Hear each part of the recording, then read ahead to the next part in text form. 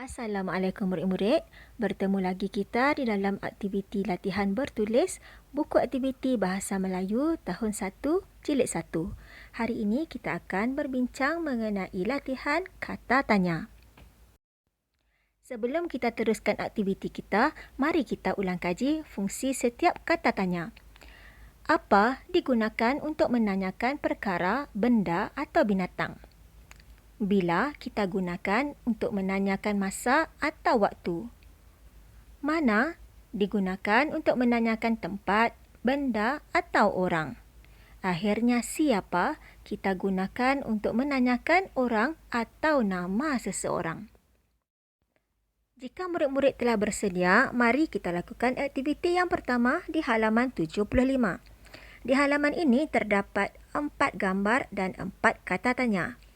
Arahan, lengkapkan ayat berdasarkan gambar dan kata tanya yang diberikan. Jadi, tugas murid-murid adalah memilih kata tanya yang sesuai kemudian lengkapkan di dalam dialog yang telah disediakan. Baik, mari kita lihat contoh yang pertama.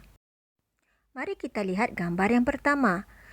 Seorang guru menanyakan kepada murid-muridnya, itu pondok? Baik.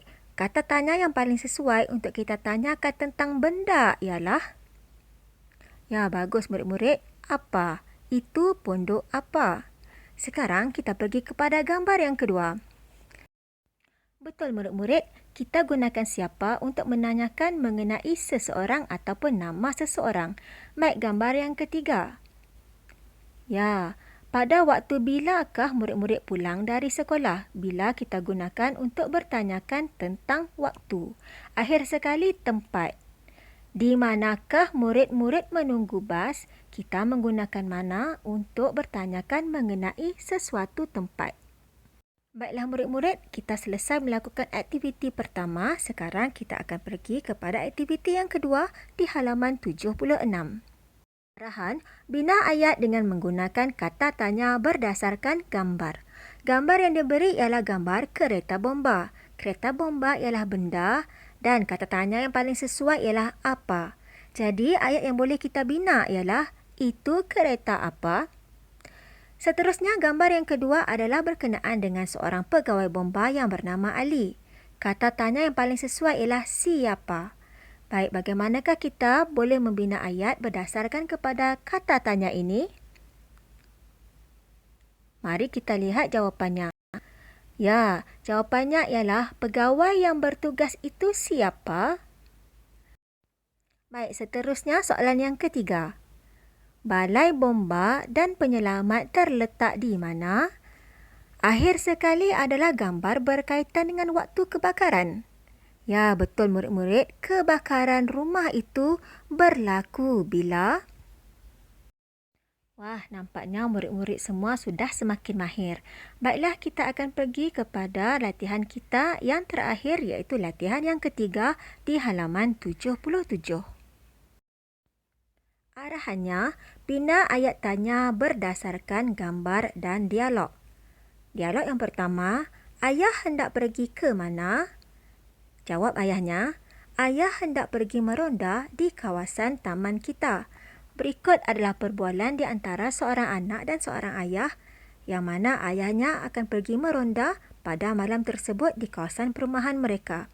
Baiklah, bagi dialog yang seterusnya, murid-murid perlulah membina soalan menggunakan kata tanya dan juga kata kunci yang terdapat di dalam petikan. Mari kita lihat kepada jawapan si ayah. Ayah bertugas sebagai anggota skim rondaan sukarela.